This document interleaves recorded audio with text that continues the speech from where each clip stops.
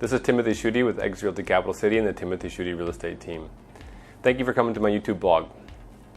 We are talking about investment properties today, and that is something that I have my hands in. I have 8 to 10 different properties with some of them having multiple doors in them.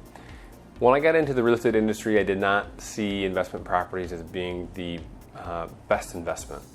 And what that really meant was I had the wrong assumptions. I was assuming 100% loan, I was assuming that I didn't have to put any cash down, and I was hoping that it would cash flow.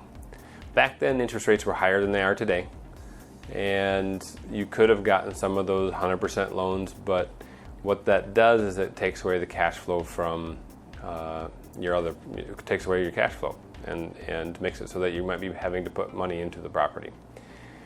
What I love about investment properties, though, is once I got to learn it, I've learned that it is the best investment. I really believe in real estate investment. I've seen people fund their children's college educations through it. I've seen them fund their retirement or get out of the corporate world and their 8 to 5 and work their rental portfolio. There's a few rules of thumb when it comes to rental real estate, and some of it also comes down to what are you really looking for and what's your goal. The 1% of rents rule is one of the things that gets me to look at more property. Is if this property is bringing in $2,000 a month rent, how much should it be worth? And the one thing I'd always look at is that means it's pretty close to a 10% return, and it would if it was listed for $200,000. And if you look at other properties, if you get bigger commercial properties, you see a lot of times the cap rate. It's called capitalization rate. And really that is the net income of that property divided by the purchase price. What that is telling you is what your return would be on your money into the property.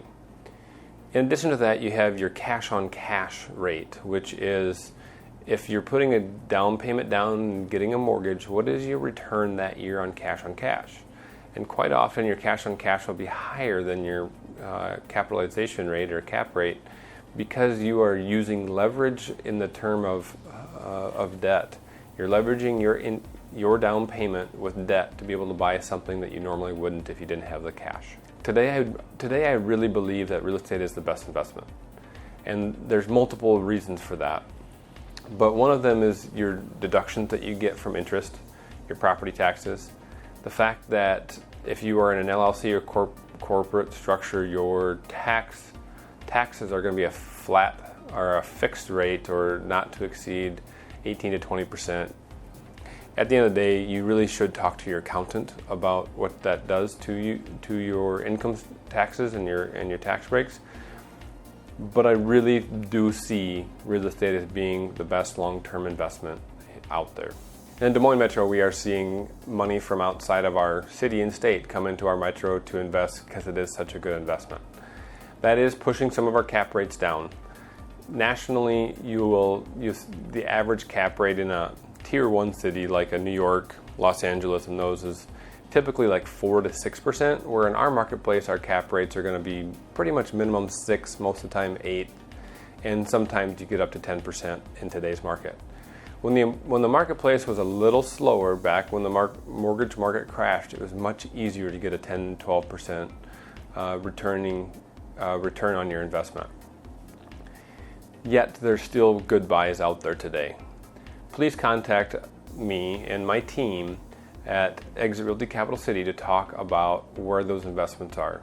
My phone number is 515-681-5677. Again, it's 515-681-5677.